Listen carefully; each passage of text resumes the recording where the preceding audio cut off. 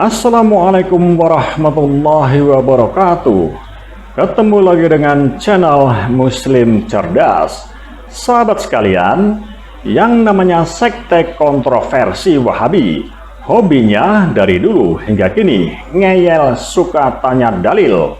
Dolal dalil, akhirnya bulat sendiri. Dolal dalil jadi dolalah, sesat. Maka sesatlah mereka dalam arogansi klaim kebenaran versi kelompok mereka sendiri. Masalahnya, hampir semua amaliyah aswajah dipertanyakan dalilnya dengan niat agar kaum aswajah ragu dengan amaliyahnya.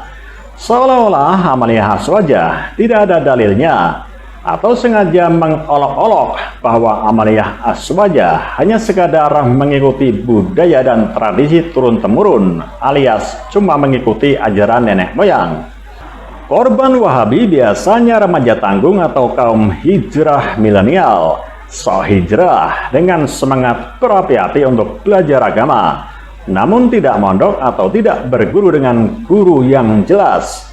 Akibatnya, bukan hanya salah guru, namun tersesat, menyesatkan, dan parahnya, menyerang balik orang-orang yang ada di sekitarnya dengan tuduhan ahli bid'ah semua. Tak punya adab, guru ngaji yang dulu dengan susah payah ngajari Iqra dicap ahli bid'ah. Orang tuanya dianggap ahli bid'ah. Bahkan satu kampung semuanya divonis ahli bid'ah. Lalu lama-lama satu negara pun akan dicap sebagai ahli bid'ah, ahli neraka. Efek baru kenal satu ayat dan satu hadis saja, itu pun sepotong. Kalau akibatnya jadi seperti ini, namanya bukan hijrah, tapi terjungkal dan nyungsep semakin dalam.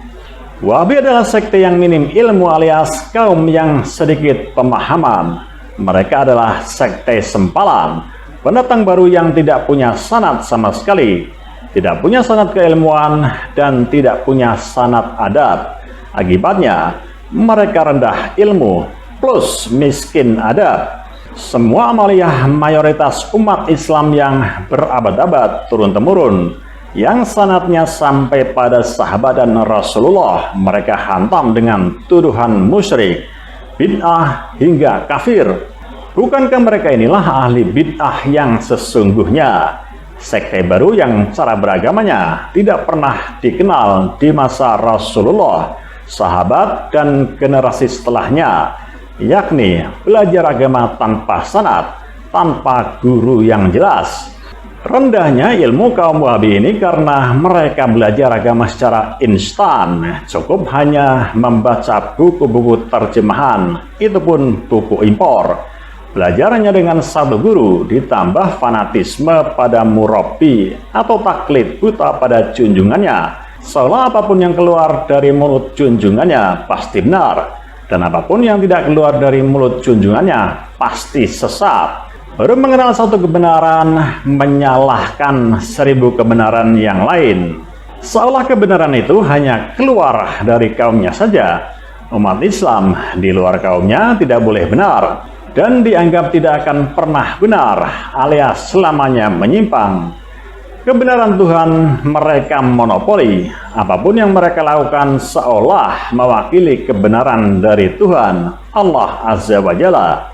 Pada puncaknya mereka mengambil alih kuasa Tuhan, menjadi Tuhan dengan menghakimi umat muslim lainnya, menganggap kebenaran yang mereka miliki setara dengan kebenaran Tuhan.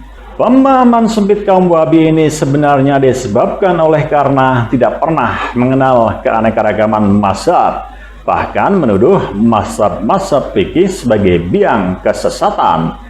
Tidak pernah belajar mazhab-mazhab tafsir, tidak pernah mengkaji ilmu hadis secara komprehensif, kecuali hadis-hadis yang sudah distempel oleh junjungan mereka.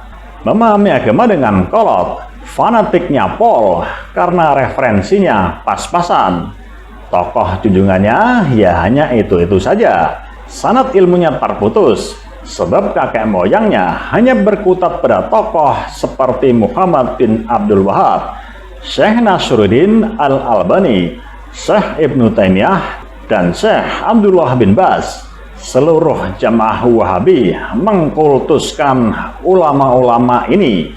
Hadis disahihkan oleh Nasiruddin Al-Albani. Begitulah kira-kira stempelnya Wahabi.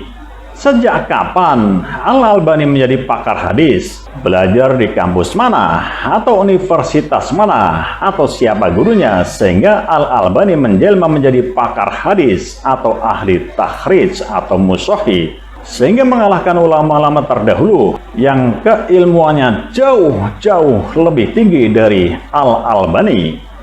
Liciknya Wahabi, semua seolah hadis-hadis yang tidak distempel oleh Al-Albani kualitasnya lemah atau palsu semua. Padahal Al-Albani sendiri lahir jauh belakangan setelah ulama ahli hadis, tiba-tiba menjadi tukang stempel hadis. Aneh bin ajaib, bim salabim, abrakadabra. Ribuan hadis disfungsi alias tidak berguna karena kalah dengan hadis pamungkas Wahabi. Kullu bid'atin dolalah, kullu dolalatin finar. Hadis ini fungsinya seperti kunci Inggris, atau dengan kata lain, senjata andalan mereka untuk menyerang kelompok-kelompok yang tidak sepaham dengan mereka. Untuk Wahabi, sebaiknya silahkan belajar agama yang cukup. Silakan saja menjadi Wahabi, tapi jadilah Wahabi yang moderat, Wahabi yang kafah, Wahabi yang kaya akan referensi keagamaan, yang tak gampang menyalahkan umat Islam non-Wahabi atau umat Islam yang tidak pakai stempel Salafi. Intinya selama ini amaliyah yang diprotes oleh kaum Wahabi bukan tidak ada dalilnya, namun karena mereka belum paham dalilnya, karena mereka belum tuntas belajar agama. Sahabat Muslim cerdas, terkait tentang pentingnya umat Muslim bermazhab, ulama ahli tafsir Quran dan ahli fikih asal Rembang, Kiai Haji Ahmad Bahauddin Nur Salim atau Gus Baha, menerangkan tentang ciri Ahlus Sunnah wal Jamaah di zaman akhir. Ciri Ahlus Sunnah di zaman akhir itu dalam akidah menganut Abu Hasan Al-Asy'ari dan menganut Imam Abu Mansur Al-Maturidi. Dalam fikih mengikuti salah satu mazhab empat, yaitu Imam Abu Hanifah, Imam Malik, Imam Syafi'i atau Imam Hambali. Dan dalam tasawuf mengikuti salah satu mazhab antara Abu Qasim Al-Junaidi atau Imam Ghazali. Mengapa menjadi definisi begitu?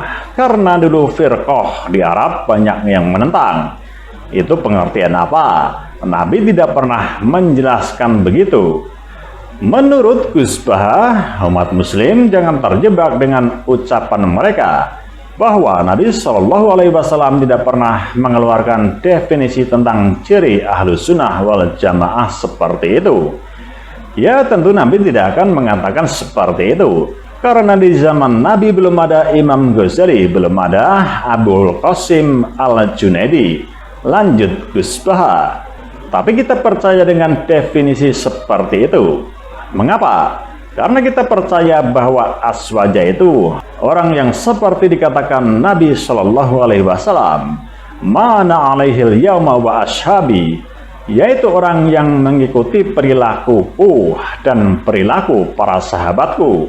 Itulah teks yang disampaikan oleh Nabi. Lalu kenapa kita harus menyebut nama imam-imam kita dan sanad kita? Karena kalau kita tidak menyebut sanad, akan muncul pertanyaan, kamu kok bisa tahu sahabat melakukan itu kata siapa? Kata guru saya. Kita kan tidak bisa langsung mengatakan kata Nabi. Kata Nabi itu yang meriwayatkan siapa? Contoh Imam Bukhari. Imam Bukhari itu siapa? Beliau itu muridnya Imam Syafi'i. Karena Imam Bukhari itu periodenya setelah Imam Syafi'i. Saya hafal sanadnya Imam Bukhari sampai ke Rasulullah, dan saya punya sanad sampai Imam Bukhari. Kata Gus Baha. Contoh lagi, misalkan kamu ditanya suatu hal, terus kamu jawab, Nabi itu berkata gini, jadi tak perlu ulama, harus ke Nabi saja langsung. Loh, kamu kok tahu kalau Nabi bilang seperti itu kata siapa?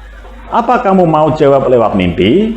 Akhirnya mau tidak mau kamu harus menyebutkan guru. Makanya ada tradisi yang menyebut sanad atau disebut juga menyebut ulama. Tapi orang-orang sekarang juga kadang bodoh. Ada orang yang bilang gak usah lewat ulama, yang penting langsung ke Nabi. Ulama bisa salah, kalau Nabi kan tidak bisa salah. Lo kamu itu kok bisa bilang kalau Nabi tidak bisa salah kata siapa? Jawabmu pasti kata ulama atau kata guru.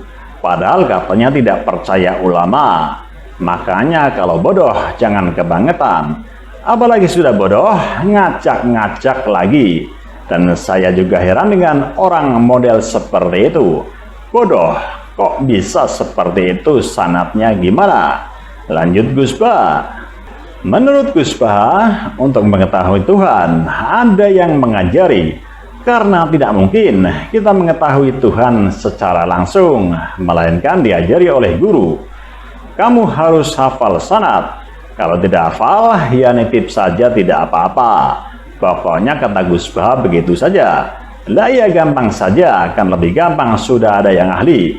Tanya saja selesai, tegas Gus Bah. Gus Bah pun memberikan contoh bahayanya tidak bermazhab. Apapun yang Anda baca di Quran dan hadis, pemaknaannya harus ikut ulama. Terang Gus Bah.